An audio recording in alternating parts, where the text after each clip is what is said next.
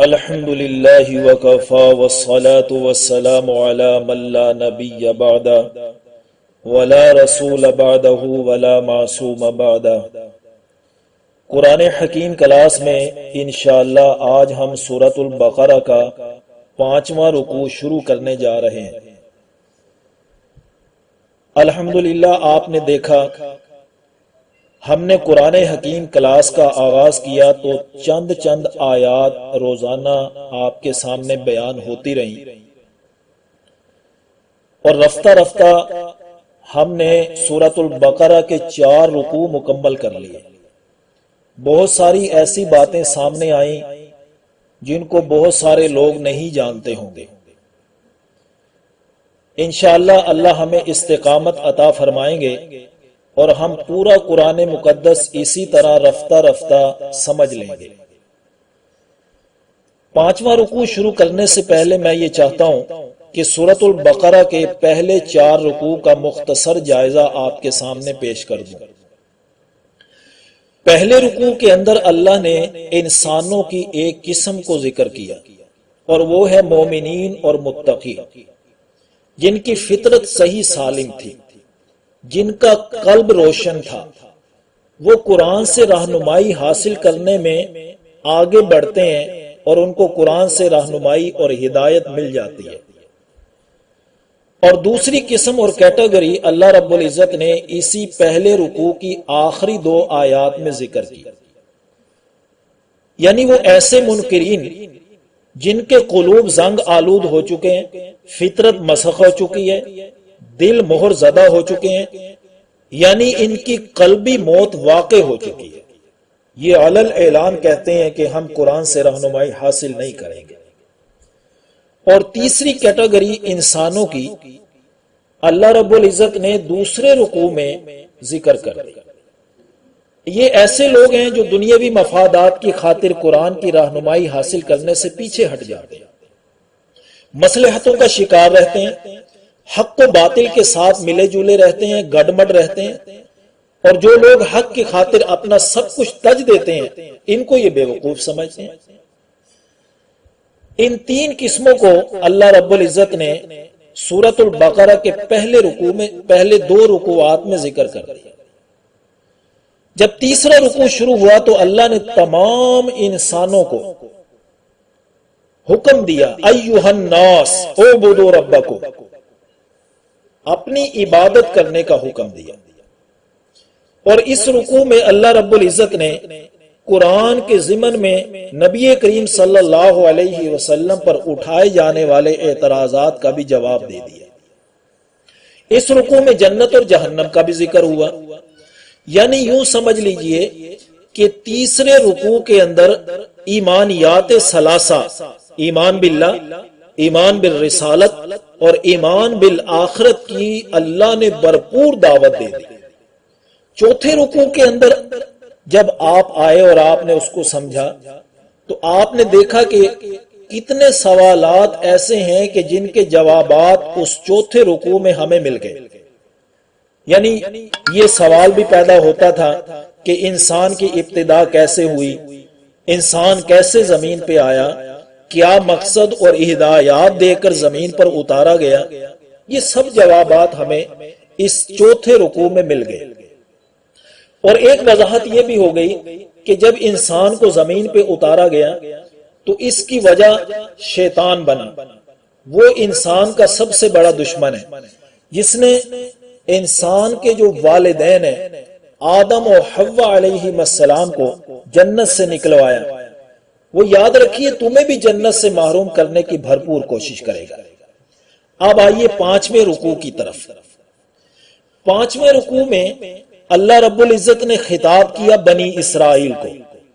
تیسرے رکوع میں جو خطاب کیا تھا نا، وہ تو خطاب عام تھا، تمام لوگوں کو خطاب تھا۔ یہاں خاص قوم کو خطاب کیا جا رہا ہے اور اس کو ایڈریس کیا جا رہا ہے، اور وہ قوم ہے بنی اسرائیل۔ بنی اسرائیل کی حیثیت سابقہ امت مسلمہ کی تھی۔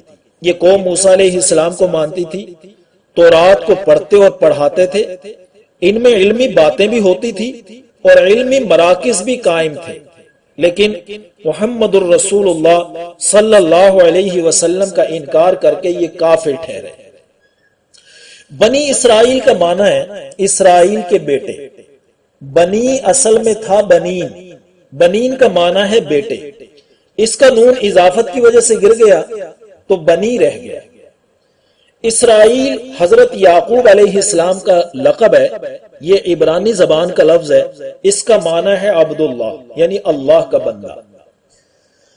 حضرت یعقوب علیہ السلام کے 12 بیٹے تھے، پہلی بیوی سے 10 بیٹے، اور وہ جو جنہوں نے حضرت یوسف علیہ السلام کو کنویں میں ڈال دیا تھا، اور دوسری بیوی سے 2 بیٹے، حضرت یوسف علیہ السلام اور بنیامین۔ بنی اسرائیل کا معنی تو اسرائیل یعنی حضرت یعقوب علیہ السلام کے بیٹے ہیں، لیکن ان 12 بیٹوں سے جو نسل چلی وہ نسل اور قوم بھی تو قوم بنی اسرائیل کہلائے۔ حضرت یعقوب علیہ السلام کے بعد آنے والے تمام انبیاء علیہ السلام اسی سلسلہ سے مبعوث ہوتے رہے سوائے نبی کریم صلی اللہ علیہ وسلم کے۔ آپ صلی اللہ علیہ وسلم حضرت ابراہیم علیہ السلام کے بیٹے حضرت ابراہیم علیہ السلام کے سلسلہ سے مبعوث ہوئے۔ حضرت یعقوب علیہ السلام بھی حضرت ابراہیم علیہ السلام کے پوتے ہیں، لیکن یہ ابراہیم علیہ السلام کے دوسرے بیٹے حضرت اسحاق علیہ السلام کے بیٹے ہیں۔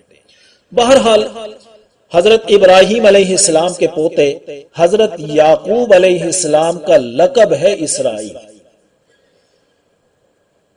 اسی قوم کی طرف کثیر انبیاء علیہ السلام مبعوث ہوئے۔ حضرت موسیٰ علیہ السلام بھی انہی کی طرف مبعوث ہوئے، اور اللہ نے انہیں تورات عطا کی۔ یہ خود کو یہودی کہلواتے ہیں۔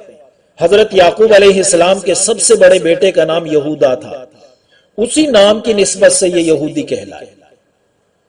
تو اب آئیے ذرا دیکھیے آیت نمبر 40 کی طرف۔ یا بنی اسرائیل اذکروا نعمتی التی انعمت علیکم، اے بنی اسرائیل یاد کرو میری نعمت کو، وہ جو میں نے تمہارے اوپر کی، وہ تمام نعمتیں تم یاد کرو۔ ان انعامات کی تفصیلات آگے آئیں گی انشاءاللہ، لمبی گفتگو اللہ اس بنی اسرائیل کے بارے میں فرمائیں گے۔ وَأَوْفُوا بِعَهْدِي أُوفِ بِعَهْدِكُمْ، تم پورا کرو میرے عہد کو، میں تمہارے عہد کو پورا کروں گا۔ اس موقع پر اتنا ذہن میں رکھیں کہ نبی کریم صلی اللہ علیہ وسلم پر ایمان لانے کا جو عہد تم نے کیا تھا اس کو پورا کرو، میں تمہاری مغفرت کر کے جنت میں داخل کروں گا۔ اگلی آیت کو دیکھیے، وَآمِنُوا بِمَا أَنزَلْتُ مُصَدِّقًا لِمَا مَعَكُمْ، اور تم ایمان لاؤ اس پر جو میں نے نازل کیا، یعنی قرآن تصدیق کرنے والا ہے اس کی جو تمہارے پاس ہے، یعنی تورات و انجیل۔ یہ کتابیں اپنے اپنے ادوار میں نور ہدایت تھیں، اور جو پیشن گوئیاں تورات اور انجیل میں لکھی ہوئی تھی اسی کا تو مصداق بن کر آ گئے ہیں یہ قرآن اور نبی کریم صلی اللہ علیہ وسلم۔ تو وَلَا تَكُونُوا أَوَّلَ كَافِرٍ بِهِ، مت بنو پہلے کافر اس کتاب کے، قرآن کے۔ تم آسمانی کتاب کے پڑھنے پڑھانے والے ہو، تم نشانیاں اچھی طرح جانتے ہو، پھر تمہارا ایک حلقہ احباب ہے، بہت سارے لوگ معتقدین ہیں تمہارے، تم پہلے منکر اور کافر نہ بنو، تو تمہارے زیر سایہ سب لوگ منکر ہو جائیں گے جن کا وبال تم ہی پر پڑے گا۔ وَلَا تَشْتَرُوا بِآيَاتِي ثَمَنًا قَلِيلًا، نہ لو میری آیات کے بدلے تھوڑی قیمت۔ اپنا حلقہ احباب قائم رکھنے کے لیے، اپنی سرداری اور منصب پر برقرار رہنے کے لیے میری آیات کو ٹھکرا کر گھاٹے کا سودا مت کرو۔ وَإِيَّايَ فَاتَّقُونِ، اور مجھ ہی سے ڈرو۔ یہ ڈر اپنے ذہن سے نکال دو کہ اگر توحید اور نبی کریم صلی اللہ علیہ وسلم کی اتباع کو تسلیم کرنے کا کہیں گے تو قوم کی سرداری چھین جائے گی اور ہمارے معتقدین منتشر ہو جائیں گے۔ اس ڈر کو ذہن سے نکال دو، خالص ڈر صرف اللہ ہی کا ذہن میں رکھو۔ اللہ رب العزت ہمیں اپنا ہی ڈر نصیب فرمائے۔ آخر الدعوانا ان الحمد للہ رب العالمین۔